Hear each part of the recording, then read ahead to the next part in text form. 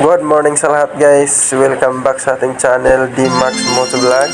For today's video guys ay magpapalit tayo ngayon ng ignition coil at ang tatak nito ay Apido ignition coil. Ang ignition coil na ito guys ay applicable lamang po ito para sa lahat ng klase lang po siya. Kung Z200 or GPR version 1, version 2 man yung motor mo, TMX, kahit ano, basta curve, ay pwede ito. So ang una natin gagawin guys ay buksan muna natin to buuan gamit ang susi ng motor natin para makuha natin yung tornilyo na nakakabit sa tangke. So ito po yung tornilyo guys, nag-iisa lang po yan, di naman po kayo mahirapan tanggalin yan. Tapos andito naman guys sa tapat ng susian yung fuel switch natin nanggagaling sa tangke papuntang carburetor. Bago tanggalin yung tangke guys ay i-off nyo po yung fuel switch na yan. Yan po yung may arrow. Saka nyo po bunutin yung hose na nakakabit yan sa fuel switch at papuntang carburetor. Tapos andito rin guys sa kanang bahagi yung wire na nagkokonekta sa tangke para sa kanyang fuel gauge. Kapag tapos nyo nang tanggalin guys yung dalawang magkabila na yan ay pwede nyo nang tanggalin ang tangke. So ito na guys yung itsura na natanggal na yung tangke at saka upuan. Guys yung stock na ignition coil natin. 2,000 years later. So yan paps, binalik ko na rin. Ayun yung sa wire ng ano. Tapos ito yung wire ng itim. Tapos ito body ground. Tama na. Baliktad doon yung pangalan ng ano, Apido doon sa ilalim. Ayan guys, nakabit na natin yung bagong ignition coil. So testing na natin.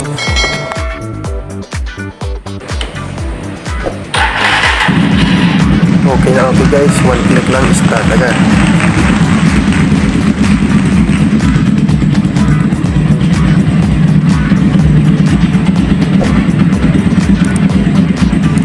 So ito pala guys yung wire ng ignition coil natin ng Apido, itong kulay pula na wire na to. Bali hindi ko siya ginamit, ginamper ko lang yung stock na wire na papuntang spark plug kasi mahirap po siyang baklasin, mahirap po siyang dukutin sa ilalim. Sabay ko na pala guys linisin itong air filter ng motor natin para isang baklas na.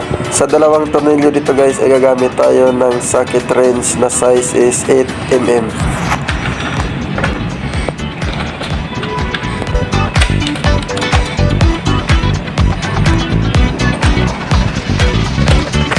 Dito naman guys sa tapat ng carburetor na guma, gagamit tayo dito ng Phillips screw.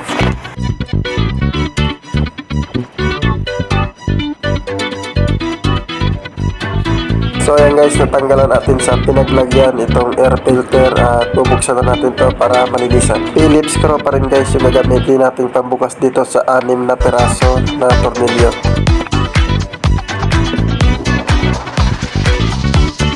So ayan, bukas na siya guys, ready na siya para sa paghugas.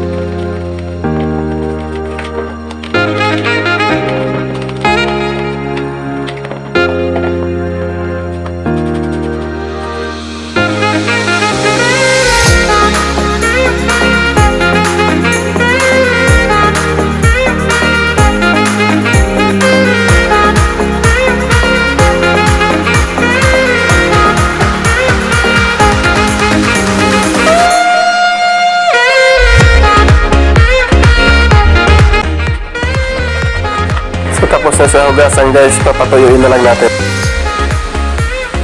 So ito na guys, balik na natin lahat-lahat, tangke, tsaka upuan, tsaka yung air filter. Bali, start natin. Hindi lang natin guys may revolution ng ano, malakasan. Gawa na tulog na yung kasama nating panggabi.